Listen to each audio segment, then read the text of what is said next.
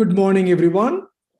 Thank you for all the students aspiring and preparing for urology exams in joining our YouTube session on discussion on surgical management for male LUTS.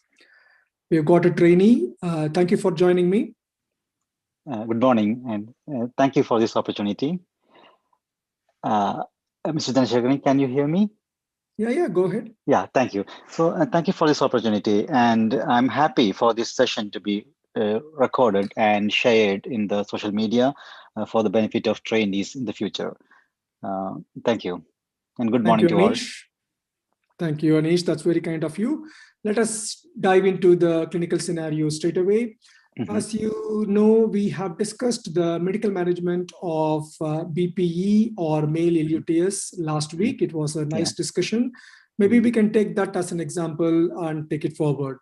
So we have come across a 72-year-old gentleman with mixed LUTS. We have evaluated him, examined him, and started him on medications. You are reviewing the patient after 3 months. Unfortunately, patient is not very happy. He has two main concerns. He's not happy with the side effects, and also he feels that his urine symptom is not much improved. How are you going to take it forward? I'll review him in the clinic. I'll go into the details of what side effects he had and whether it is explained as a side effects of that medication. I would like to know what medication he is on, whether he is on alpha blocker only or whether we have started him on dual therapy, alpha blockers and 5-alpha reductase inhibitors. And then I'll do a repeat of the IPSS to see and compare it with the previous IPSS sheet. And I'll do a repeat flow rate and bladder scan and compare it with the previous flow rate and bladder scan to see if there is any improvement. I'll make sure that there are still no other signs of hematuria or UTI or any admissions he had after starting the treatment. So specifically, I would like to know what side effects he had and what is the current IPSS and the current flow rate and bladder scan study. Very good. That's a good start. As you know, the patient is having 80 cc prostate from the last clinical scenario. His IPSS score at the baseline was in the region of 20. And in spite of the medication, there is no change in his IPSS. The IPSS still says at 21 out of 35. Previously, his quality of life was 6 out of 6. Now it is maybe 5 out of 6. His main concerns are the absence of ejaculation because we have started him on both tamsulosin and finasteride because of his enlarged prostate. He has no other new onset of red flag signs like hematuria or UTI. His main concern is the side effect and not much improvement in the symptoms. All right. I will reassure him that the ejaculation problem is a known side effect of the alpha blocker. I'll explain to him that he might have seen cloudy urine after ejaculation, which is the semen that has retrogradely ejaculated into the urine. I'll also reassure him that it is of no any ill effect health concerns regarding that. If he is happy with that explanation, I can tell him that because his symptoms hasn't improved with the dual therapy, he can be considered as a failure of medical management, and I have to discuss with him the options of surgical management, which can involve the minimally invasive surgical options available at present and the standard surgical procedures as well. That's very good. Patient is asking a question, why there is absence of antegrade ejaculation? How can you explain this, please? Yeah. So the process of ejaculation involves the emission and ejaculation. So it involves the coordinated contraction of seminal vesicles and the coordinated contraction of the bladder neck. So these are mediated by the sympathetic system, and what the alpha blockers does is to relax the prostate and thereby relax the bladder neck as well. So when the semen gets deposited in the prostatic urethra, it tends to go back into the bladder rather than coming out forward through the urethra because of the open bladder neck. This is because of the blockage of alpha 1A receptors in the bladder neck by the tamsulosin that he is having. This is slightly an outdated explanation. I agree previously. Yeah. Is there any update in this mechanism? Yeah, so there is an updated version of this one where we consider this as an ejaculation rather than retrograde ejaculation, because now we know that the smooth muscle is present all the way from the level of epididymis along the vas and in the region of the ejaculatory duct. So there is a new theory, like it is an ejaculation rather than retrograde ejaculation. And there is not even the propulsion of semen right from the level of the epididymis along the vas deferens. But sometimes I have seen patients telling to me that they have seen cloudy urine after passing urine. So it could be a combination of an ejaculation, and sometimes in patients it could be retrograde ejaculation as well. Very good. Yes, I agree. It could be a combination, but it is very important to bring in the newer concept of anejaculation. Sure. Why it is important, in which way this new concepts of anejaculation will help you to choose appropriate surgical intervention if the patient wishes to maintain antegrade ejaculation. Yeah. So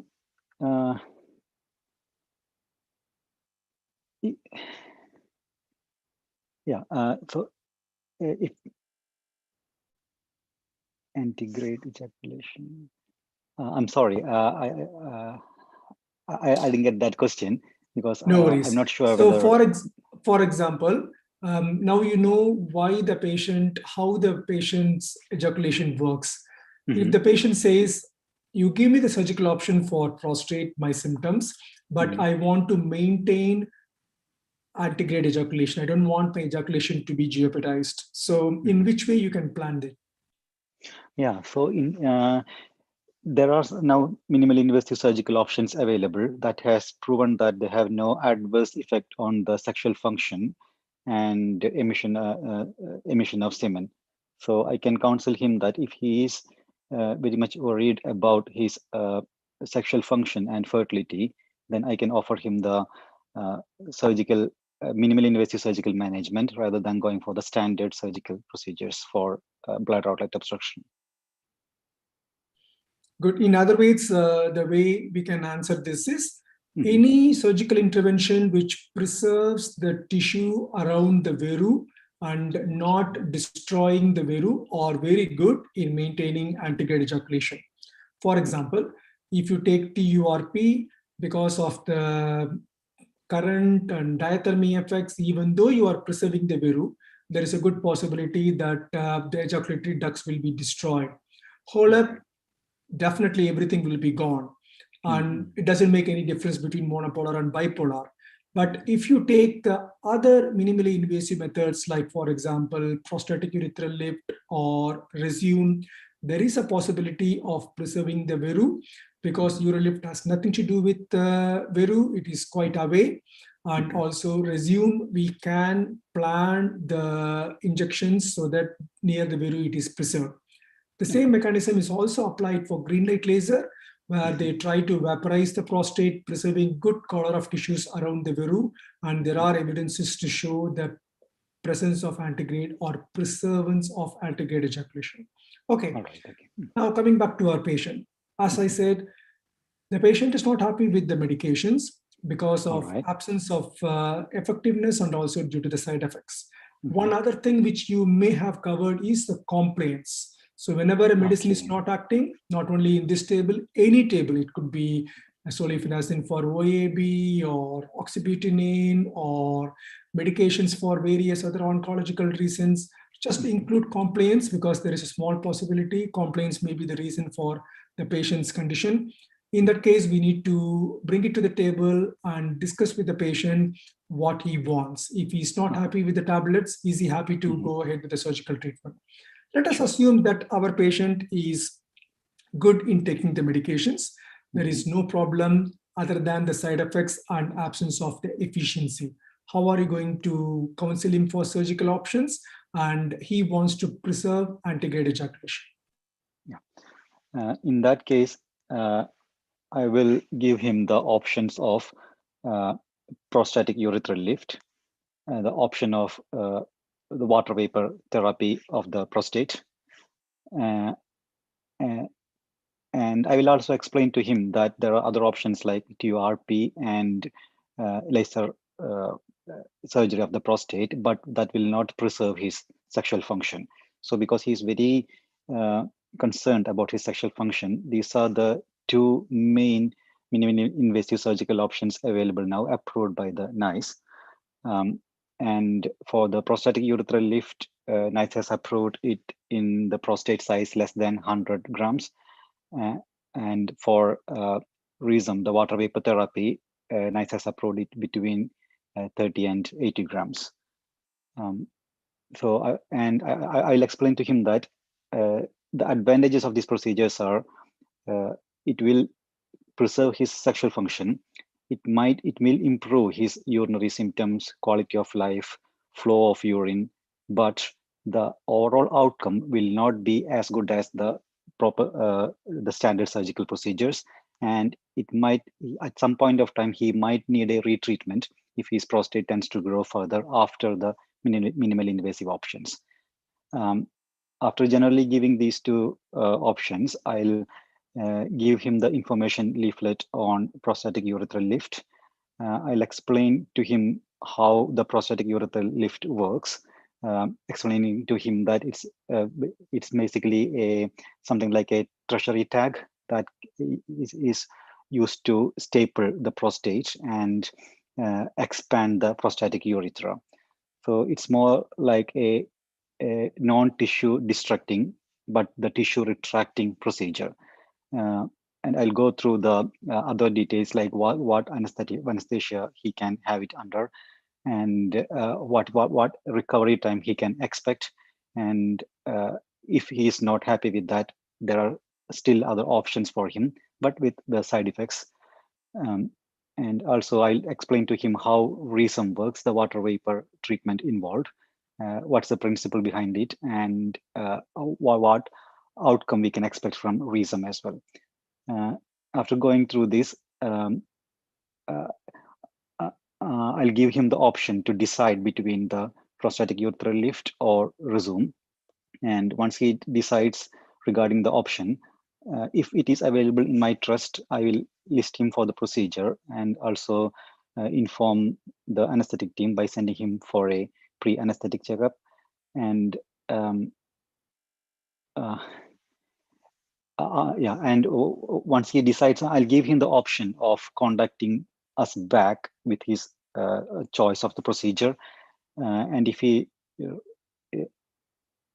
if he decides for prostatic urethral lift, that is available in our trust. And if he decides for Rezume, I will see if there is any trust that is providing the Rezume procedure and refer him appropriately.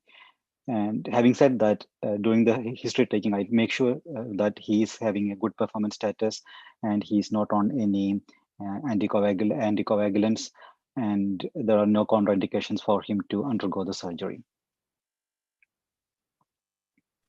That's good. And at this point, you should also bring some questionnaire to quantify his baseline sexual function, because we did only IPSS in the past. So this is the time to bring in. So how are you going to quantify his sexual function? Oh, yeah. So for quantifying his sexual function, I'll use the SHIM score, which is an abbreviated version of the original IIEF. SHIM is also known as IIEF 5, which is basically 5 questionnaires that looks into several domains of the sexual function. And with that scoring, I mean, the patient will go through the SHIM score sheet.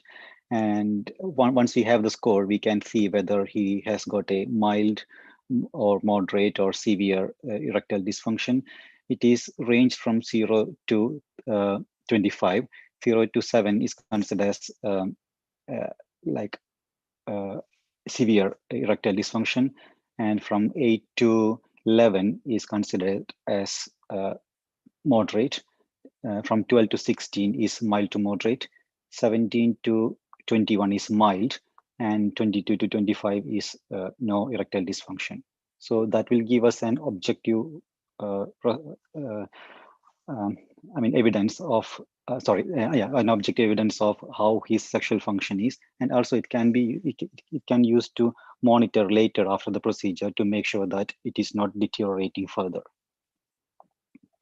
Good. What are all the 5 questions SHIM contains? So SHIM contains 5 questions where we ask the patient whether he can maintain an erection, he can maintain an erection after entering the partner, whether he can maintain an erection until ejaculation, and the overall satisfactory score. And there is one more. Okay, good. The easiest way to remember, no worries. The easiest way to remember this is to take it in the same order how sexual performance could happen. The first one is like interest or the good libido to have sex. The second one is attaining an erection strong enough for penetration. Third is able to penetrate and able to perform. Fourth is able to perform long enough to the level of satisfaction of himself and also, of course, satisfaction of the wife. And fifth one may be the ejaculation and overall satisfaction. So if you remember it in that order, it's very easy to reproduce. Of course, there are some small wording changes needed, which you can practice. Sure. Good. Let us assume our patient is taking clopidogrel for some cardiac reasons. How are you going to manage his anticoagulants? So I'll see what risk is involved if he's taking anticoagulant, whether it's a low risk, which will be like he was taking for an atrial fibrillation, or whether it is a high risk he's taking, whether for any cardiac condition, whether he has got any metallic heart valve replacement, whether he has got any permanent pacemaker. So depending on the risks involved, if it is like a low risk, the indication for the anticoagulation is a low risk condition, then we can stop the clopidogrel 5 to 7 days before the procedure, and then have the procedure done, and then restart usually after 48 hours after the procedure. If there is no inadvertent bleeding, or if the surgeon considers that there is no risk in restarting the clopidogrel after the procedure. If it is a high risk indication for anticoagulation, like metallic heart valve, or the patient have a permanent pacemaker, I will involve the help of the anticoagulation clinic.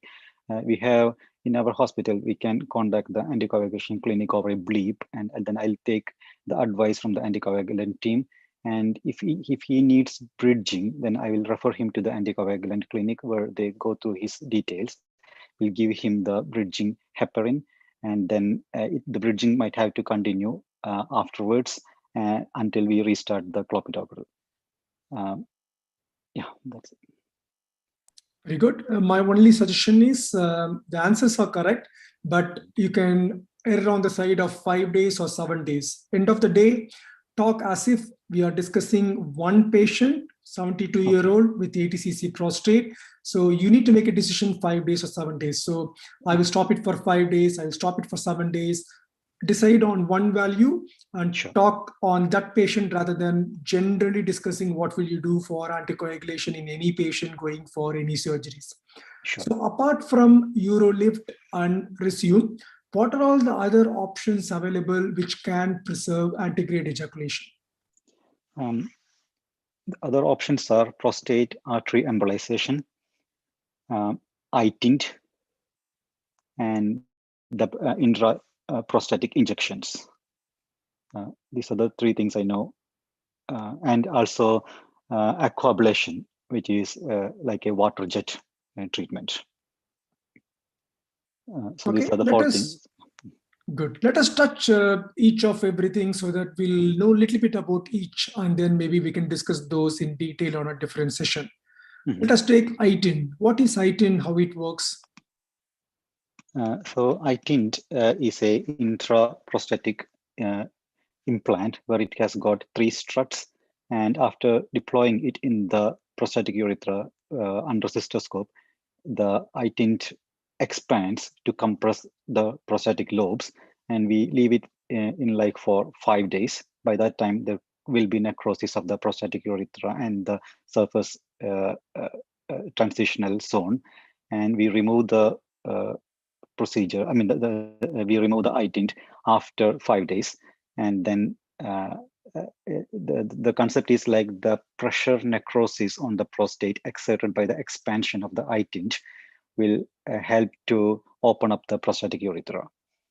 And most of the time, it has got a good outcome, but only temporary outcome. The complications can involve inadvertent misplacement of the iTint, and the outcome, I believe it's not as good as the other minimally invasive procedures available, and it is not approved by NICE for the NHS use, I believe. Good. What do you mean by iTint, or what is the expansion of the abbreviation?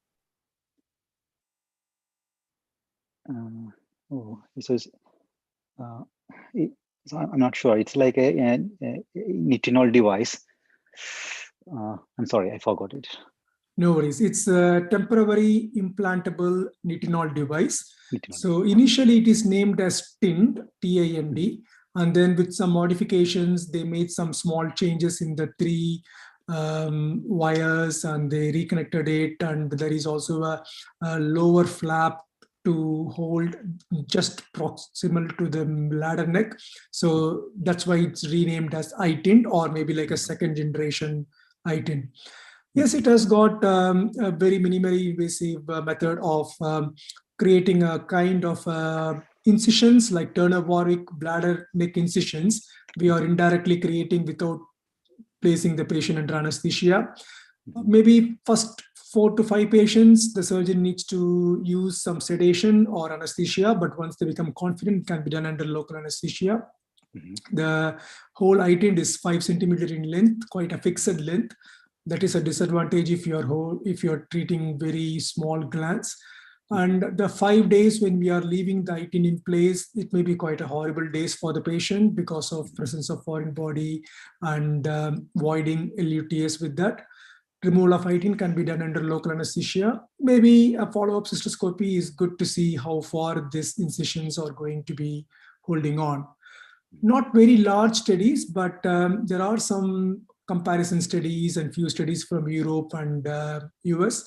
As you said, iTint is recognized by NICE to be performed under the clinical governance coverage or within any research network. Possibly in future, it can be expanded to non-research work also. Coming to aquablation, what is your knowledge on aquablation, and how are you going to preserve this patient's ejaculation with aquablation? So aquablation involves ablating the prostate with strong water jets that can produce high pressure and ablating the prostatic tissue. Basically, it involves a cystoscopic device, intraurethral device, a robotic arm, and a brachytherapy setup, and a ultrasound probe. So the placement of the probe in the prostate is done by the surgeon. The previous models used a balloon, but nowadays it is the balloon model is not used. It is placed under ultrasound probe guidance. Once we confirm that it is within the prostate, once the probe is within the prostatic urethra, it's more like a conformal technique where the ultrasound probe image is projected into a graphic user interface, and we can select the area of prostate that needs to be ablated with the water jet. And once all the things are set up, the ablation, the water jet ablation, is done by the robot. I mean, the robotic arm. The whole procedure will take around 9 minutes time, I believe. and it is done under general or regional anesthesia because all the time the pelvis, the pelvic area needs to be immobile. And once the procedure is completed, that will be informed by the graphic user interface, and we can remove the cystoscope, the probe, the probe in the urethra, and then we have to go in again with the cystoscope to see if there are any bleeding points. And if there are any bleeding points, we have to do the coagulation of that bleeding points, inspect for any residual damage, and make sure that there is nothing abnormal in the bladder. And once we come out, we can keep a catheter for better drainage. And then further removal of the catheter is done based on the size of the prostate. For small prostates, usually the catheter can be removed in 3 days time. For large prostates, we keep it for 7 days time. As like before, I think NICE has not approved as in a normal clinical setting, but it can be done under clinical governance or like in a research trial. Good one, nice explanation. Just to touch a little bit more. So it works by the principle of the water jet. It's a high-speed water jet. And using the transrectal ultrasound probe, again, it's a modified probe. It is showing a linear image of the full prostate, right from bladder neck up to Veru. We are going to map the depth to which the water jet has to be injected, and the speed of the injection will change depending upon the surgeon's marking. And the main mechanism is it mainly destructs the parenchyma, preserving the blood vessels and collagen. So you are destructing only the adenoma part of the prostate. Sometimes one pass may not be enough, and we may have to pass it again and map it again. So for larger prostates, you may have to have 2-3 passes. The advantage of the aquablation is it can be done for prostates even more than 100 cc. The disadvantage is after the procedure, we need to do a dedicated hemostatic step, maybe using a bipolar TURP set or a laser set, depends upon whatever you have. The other disadvantage is patient definitely needs anesthesia, either in the form of regional or GA, as you said, and patient needs a catheter. At least overnight catheter is quite minimum, but if the hemostasis is good, yeah, 24 to 48 hours, patient can become catheter free, and overnight stay is important. So aquablation is slightly more invasive and requires a lot of investment compared to the other two techniques what we discussed. Now, coming to prostatic urethral lift, let me know what you know about that. So prostatic urethral lift is one of the minimally invasive procedures which has got a good study outcome of at least 5 years. The procedure involves using special implants that can retract the lateral prostatic lobes into the surgical capsule. So it can be done under general anesthesia or regional anesthesia, and nowadays there are surgeons who are doing it under local anesthesia. It is approved for prostates less than 100 grams and with no median lobe. Having said that, there's a new paper which says that we can use it even in persons with middle lobe.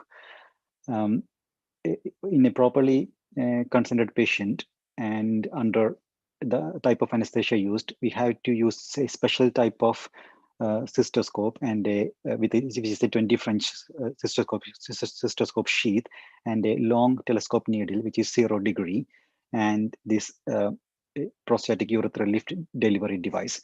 So everything is confined within that device. It involves the visualization of the prostatic urethra, turning the device onto the lateral part and releasing the implant onto the lateral lobe of the prostate. The implant has got 2 metallic ends, which is connected by a suture in between. So we call it like the capsular end and the urethral plate. The capsular tab is made of nitinol. The monofilament that connects the nitinol tab and the stainless steel tab is a number 0 monofilament suture. The staleness tab is in the urethral end plate. Is in the urethral end plate. Once the tack is delivered into the prostatic urethra, what it does is to retract the lobe by the pressure induced by the uh, uh, implant when it is deployed in the surgical capsule. And the principle is that once the stainless steel urethral plate is deployed, later it will get re-epithelialized. And depending on the length of the prostate, the standard, at least we will need at least 4 deployment of the prostatic urethral lift implant.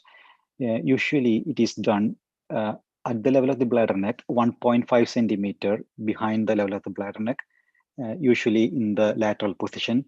The manufacturer specifies that it has to be in a anterolateral position, the deployment of the implant. So usually it is done around in the 2 o'clock and the 10 o'clock position, 1.5 centimeter below the bladder neck. And mostly we have to put 2 more implants from the level of the verumontanum, 1.5 centimeter beyond the level of the verumontanum. And for a standard bilobar enlargement of the prostate, 4 implants might be sufficient. But there are reports that says that sometimes we have to implant more. And there's a paper when it was said that they have implanted like 10 implants. So it all depends on the length of the prostate and the appearance of the prostatic urethra after the deployment of the implants. The post-op recovery, we had to keep a catheter after the procedure after confirming that the prostatic urethra is opened. Usually, we keep a catheter which comes out the next day. And the standard follow-up includes a repeating of the IPSS sheet, the flow rate and bladder scan study later, and make sure that the patient is satisfied with the outcome of the procedure. There are studies that support the long-term effect of prostatic urethral lift. There are at least 2 RCTs, and there is one study that used in the acute urine retention setting, and the recent study which uses it for the middle lobe. Regarding the RCTs, the one is called the LIFT study, which is a North American study, which compared the prostatic urethral lift with a sham procedure. And for the LIFT study, we have got outcomes of up to 5 years, and it has shown that it improves the IPSS Qmax quality of life score, which is sustained at 5 years. The other RCT is the BPH6 study, which compared the prostatic urethral lift with the TURP, and it also showed comparable outcome in the domains of IPSS quality of life and the Qmax. The IPSS and Qmax was not, I mean, in the region of IPSS and Qmax, TURP was superior than PUL, but there was no deterioration of the quality of sexual function after the prostatic urethral lift implant. There's one more thing. In the lift study, they have shown that there is at least a retreatment rate of around 14% at 5 years for prostatic urethral lift, which was I mean, it is more, that retreatment rate is more compared to TURP. The 2 other new studies are the PULSAR study, which studied the effect of prostatic urethral lift in the scenario of acute urine retention. And at 3 months, the paper says that at least 80% of the patients were catheter-free. And the newer one is the MedLift study, which studied the effect of prostatic urethral implant, PUL, in the patients with middle lobe. So nowadays, we can say that a enlarged middle lobe is not a contraindication for a properly trained surgeon. A middle lobe can be, I mean, even a prostate with a enlarged middle lobe can be dealt with a prostatic urethral lift. The principle is retracting the enlarged medial lobe to one side and stapling or putting the implant to one side of the middle lobe into the lateral lobe. These are the things I know about prostatic urethral lift. Good. That's quite in detail one, and it's not may not be that much needed for a BPH table, but sometimes UroLift may be a scenario for you in technology table, and whatever you studied will be very, very handy. I'm quite happy with the depth of knowledge. Just few things here and there, like for example, again, should be in a very nice auditable environment. We should have pre-UroLift IPS score and also the SHIM score or IEF score and also post-op follow-up. NICE agrees up to 100 cc, but if you see the EAU and the AUA, they have stick to 80 cc. Recently, there is a AUA update which made up to 100 cc. If a patient really requires like 6 or 8 more than that clips, it means that definitely UroLift is not a very cost-effective option. I'm very thankful for you bringing out the 4 important studies: lift study, BPH6 study, pulsar study, and med lift study.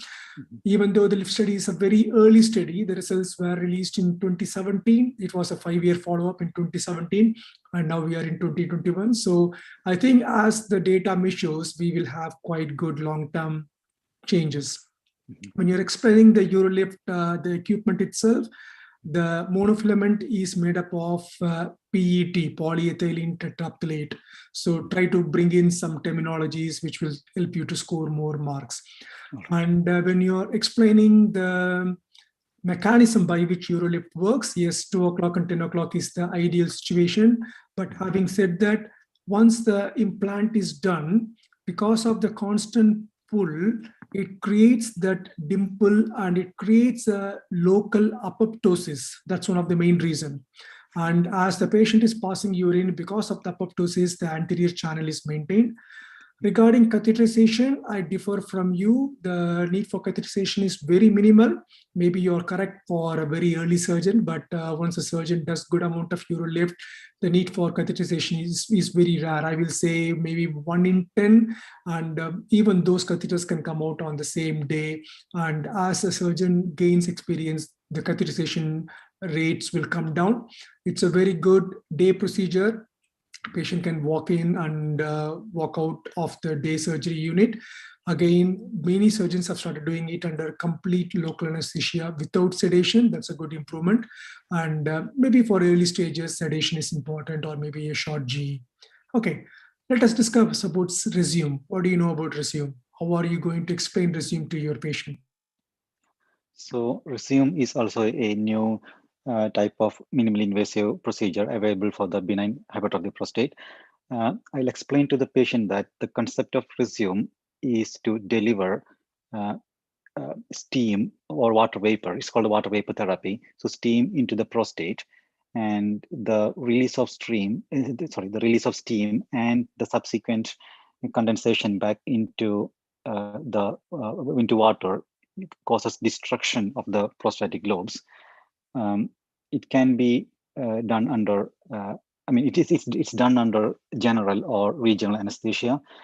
The principle is it contains a radio frequency generator, which can create a large amount of steam that is delivered into the prostatic urethra through a special delivery device with a needle which has got a retractable needle at the tip. So in a properly consented anesthetized patient in the Lloyd Davis position, we introduce the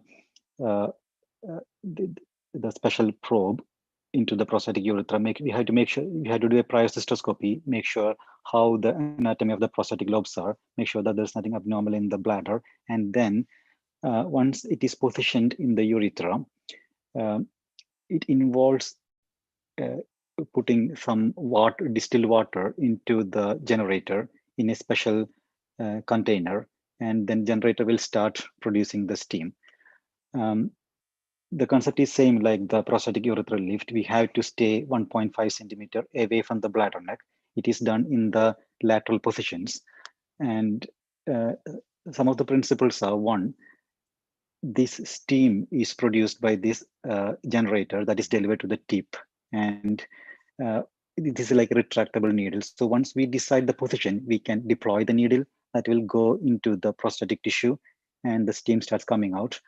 The delivery of the steam is around 9 seconds for a procedure, and the size of that steam, the area that is covered by one steam application is 1.73 millimeter square. So, sorry, 1.73 centimeter square.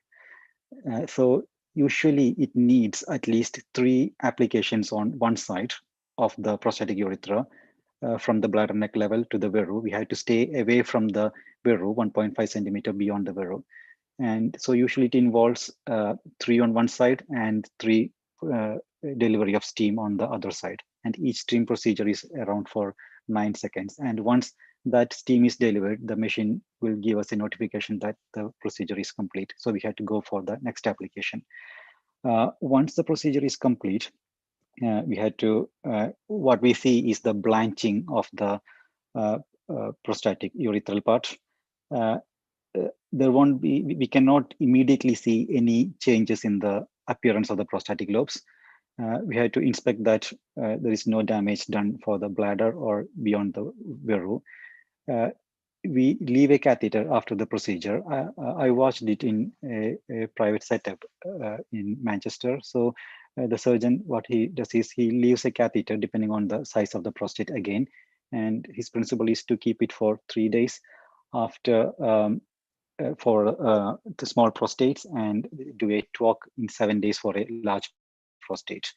Most of the time, it is a procedure with only minor side effects like hematuria, dysuria, pelvic discomfort. Very rare to have clot retention, but there is a study called where the Rezume was compared with sham, more like a randomized trial, and have found out that at least in the initial period, the chance of urine retention is around 40%. Possibly it is because of the edematous changes that is seen in the prostatic lobe by the application of the steam. The difference between the Rezume and the previous microwave therapy is that Rezume, the water vapor, the principle is convection rather than conduction. Because the previous mechanisms we used were conduction. The good thing about the convection is that there is no amount of showering, and there is no carbonization that happens during the convection procedure. So that could be the reason that Rezume is much better than the previous microwave therapies or radio frequency ablations that we used previously. And also because it is a convection principle, it is more effective than the previous machines. Rezume has been approved by the NICE guidelines, and the NICE says that we can offer the option of Rezume to patients who wishes to, with bothersome lower urinary tract symptoms, who wishes to preserve their sexual function and the prostate size between 30 to 80 grams. One of the other side effects that can happen after Rezume is there can be instance of stricture formation, and we have to because it's a new procedure, it has to be audited. There is a study going on now. It's not yet published, and it compares the Rezume like in a randomized control trial. That's not what I know about Rezume. Very good. Again, quite in detailed discussion on Rezume. Just few things to add is you are quite good with the values like 9 seconds. The temperature is, I think, 103 degrees Celsius. So that's nice to bring in. And the needle probe has got 12 holes, which were displayed 4 in a row in sets of 3, 120 degree to each other. So 3 120 degrees forms 360 degrees. So once the needle goes in, the steam comes out in 12 probes. It creates the area of ablation, as you said. Convection is a very important thing to discuss, and also the radio frequency generator. The other thing is because of the convective energy transfer, the energy will not transfer beyond the capsule. So the studies have clearly proven sometimes the Rezume restricts the treatment within the transition zone. Even the peripheral zone is not involved by the Rezume's energy. And you need to stress that all the patient 100% requires catheterization, because during the Rezume, there will be much more swelling. Unlike UroLift, you're not creating a cavity straight away. So that swelling can become a reactive edema and patient's inflammation can set up. So patient should have a catheter at least for maybe 2 days or 3 days, as you said. I've come across few situations where the catheterization was not kept, assuming that there is a good cavity for patient to pass urine. When patient presents with acute retention, maybe after 24 hours, it's not possible to pass a catheter, leave alone under LA, even under GA, it's not able to pass the catheter because the whole area is plastered.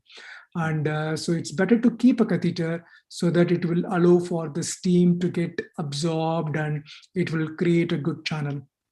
And the number of needle passes depends upon the size of the gland, and we need to make sure that the needle passes are not very close to each other, because if the needle pass are close to each other, the steam can escape from the previous needle pass that will result in inefficiency. Preserve the tissues around the veru so that the antegrade ejaculation is maintained. Just for completion, what do you know about prostatic artery embolization? Prostatic artery embolization is a method by which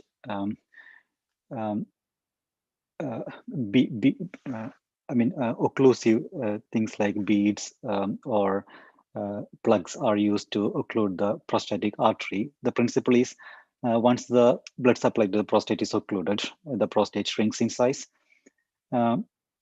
There is a UK study that compared the prostate artery embolization with TURP. It's not a randomized trial, but it's more like a retrospective look into the registry of both these procedures. And it has proved that PAE is not inferior to TURP in outcomes, but it's only 1 year study results are available. So we have to wait for more results to see if it is it can be brought into the usual clinical practice. The NICE has approved PAE in a clinical trial setting for prostates up to 100 grams. But there are situations we can use prostate artery embolization beyond this for patients with enlarged prostate, hematuриas, who cannot undergo a major surgical procedure. Regarding the techniques of prostate artery embolization, it is done by the radiologist. So initial evaluation should be done by a urologist. And once we make sure that there are no other causes for his lower urinary tract symptoms, and it is purely due to benign prostatic enlargement, we can have a discussion with the radiology team to see if the patient is suitable for prostate artery embolization. The procedure is done under radiology suite under X-ray imaging, fluorescent imaging. For a standard size of the prostate, less than 100 gram, the radiation involves is equivalent to a CT chest. That was the outcome from the ROPE study. And it involves the puncture of the common femoral artery and then going into the prostatic artery through the internal iliac artery. Through a single puncture, we can approach both internal iliac arteries and then put the sealants on both sides. There are two types of procedures explained, that is the proximal embolization and distal embolization. The difference being the proximal embolization, we use beads and plugs, vascular plugs, but the principle is it is not going beyond the collaterals. So later a collateral formation can happen, but in the distal embolization method, the small sclerosants like sodium tetradecyl or neat alcohol is used. The good thing about the distal one is it can go beyond the collaterals and can have better outcome. And there is a recent method they explained, like the perfected method, where a combination of proximal and distal embolization has got better outcomes. But still, we have to wait for the longer study outcomes to see whether we can take prostate artery embolization into daily clinical practice. The good thing about prostate artery embolization is it can be done under local anesthesia. It is a day case procedure. Patient coming to the hospital on a day, having the procedure under radiology suite and going back on the same day. There is a paper from Southampton series where it has found that at the end of 1 year, the reduction of the prostate size is around 40%. And the other good thing is that it is a minimally invasive procedure which can preserve the sexual function because the prostate anatomy is not altered. Yeah, I think that's the things I know about prostate artery embolization. Very good. The only thing with prostatic artery embolization is we are extending one of our main surgical procedure into a radiology suite, and many hospitals, they have lost the transrectal ultrasound of the prostate to the radiologist already. And as you know, many of the units, the prostomy service is completely under the care of the radiologist. That is the sad part of prostatic artery embolization, but it seems to be a good technique. Initially, it was discussed more of like a procedure for patients who are not fit, and especially more than 100 cc, because we have no other options. UroLift, Rezume, none of them will be fit for patients with more than 100 cc prostate. But if they are not fit for anesthesia, whole up is not possible. So we ended up having the only option of prostatic artery embolization. And nice that you have brought in the ROPE study, which is a UK-based study. The main thing is we need to embolize both the sides. It's very important. And the whole study started from the previous results of embolization of fibroids in uterus. So that can be a good reference for you to depend on. Sure. The other thing is it's a local anesthesia procedure. The problems are like a sloughing of the embolized prostatic tissue, which can cause quite symptomatic episodes of clotting or retention. The other thing is the amount of radiation involved. Even though you mentioned quite at the lower side, I've come across units where the planning for embolization itself, the planning CT itself, is almost equivalent to 2 or 3 CT urograms. It's very radiation sensitive procedure, and but it's nice to discuss because again it can be brought in both in technology table and in our normal BPH table. Now, just because of the time concerns, we are going to stop the discussion now. In summary, we have discussed only the minimally invasive surgical options for our patient. Purposefully, we have left the gold standard monopolar TURP, bipolar TURP, and also the emerging gold standard whole up. Possibly, we need to discuss these things in a different dedicated scenarios because they need to be discussed quite in detail. Having said that, knowing about itin, some prostatic stents are very important.